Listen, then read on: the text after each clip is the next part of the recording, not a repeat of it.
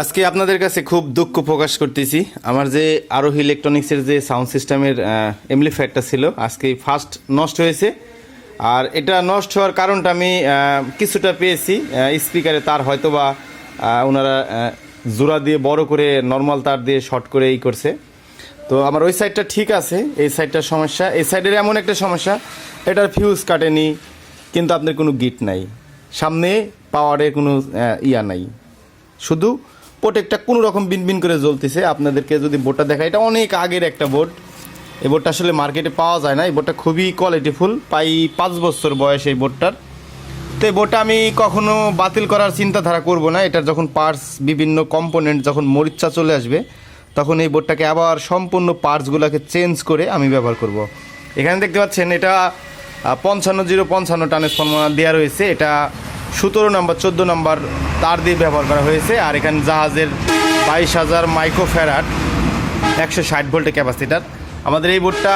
আর এই বোর্ডটা একই বোর্ড, এটা মানে 4 ইঞ্চি ভয়েস কয়েল বাজায়। দেখতে পাচ্ছেন আমার বাহিরে বক্স, ওখানে 2 পেয়ার ভিতরে আছে। এগুলো আবার ভাড়া চলে যাবে, কিছুক্ষণ আগে আসছে। তো এদের বোর্ডের সিস্টেমটা দেখাই যে আসলে 4 বছর আগে আমরা যেই কোম্পানির প্রোডাক্টের বোর্ড বিক্রি করি, সেই কোম্পানির বোর্ড। আর এটার যে সমস্যা হয়েছিল আপনাদেরকে যদি একটু তাহলে দেখাই, এখানে দেখতে পাচ্ছেন এখানে যে একটা লেয়ার আমি তার দিয়ে শর্ট করে দিয়েছি, মূলত এখানে পিন পুরো এখান থেকে উঠে গেছে। আর পাওয়ার যে ইন্ডিকেটারটা সেটা জ্বলতেছিল না, ওটা বাল্বটা কাটার পর এটা শর্ট হয়ে গেছে, এখানে বাল্ব দিলেও জ্বলতেছিল না। তো এটা ঠিক করলাম। আর এখানে একটু প্রবলেম ছিল, এটাকে একটু সোল্ডারিং করে সুন্দর করে দেওয়ার চেষ্টা করেছি। আর প্রোটেকশন কাজ করতো না ভালো। তো প্রোটেকশনের জন্য যে এখানে যে দেখতে পাচ্ছেন যে ট্যান্ডিস্টারগুলো দেওয়া রয়েছে আপনার 55-51 4 পিসের ভিতরে এই 2 পিসের প্রবলেম হয়েছিল। আপনাদেরকে যদি একটা ট্যান্ডিস্টার আমি দেখাইতে যাই, মূলত এটা স্পিকারের তার শর্ট না হলে এমনটা হওয়ার কথা না। আশা করি দেখতে পাচ্ছেন এটা ফুটো হয়ে বের হয়ে গেছে, এই পাশেরটা একবারে এটা ট্যান্ডিস্টারের ভিতর থেকে সব কিছুই বের হয়ে গেছে। তো পরে এই দুটা চেঞ্জ করে দিয়েছি। আর একটু প্রোটেকশনের মোডেরই ছিল। তারপরেও কিন্তু এই বোর্ডের এমপ্লিফায়ারে কিন্তু কোনো ট্যান্ডিস্টার কাটেনি। বলতে পারেন আমি এই 4.5 বছর প্লাস এমপ্লিফায়ারের সার্কিটটা ব্যবহার করতেছি।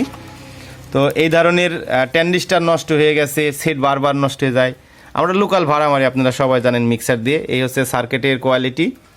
আর সেই সুপরিচিত আমার বাংলা এমপ্লিফায়ারের বাংলা কুলার ফ্যান, এটা আমি তৈরি করে নিয়েছি। এটা জাহাজের হাই স্পিড ছিল, নষ্ট হয়ে গেছিলো, বিধায় এটা করে নিয়েছি। এটা প্রচণ্ড বাতাস।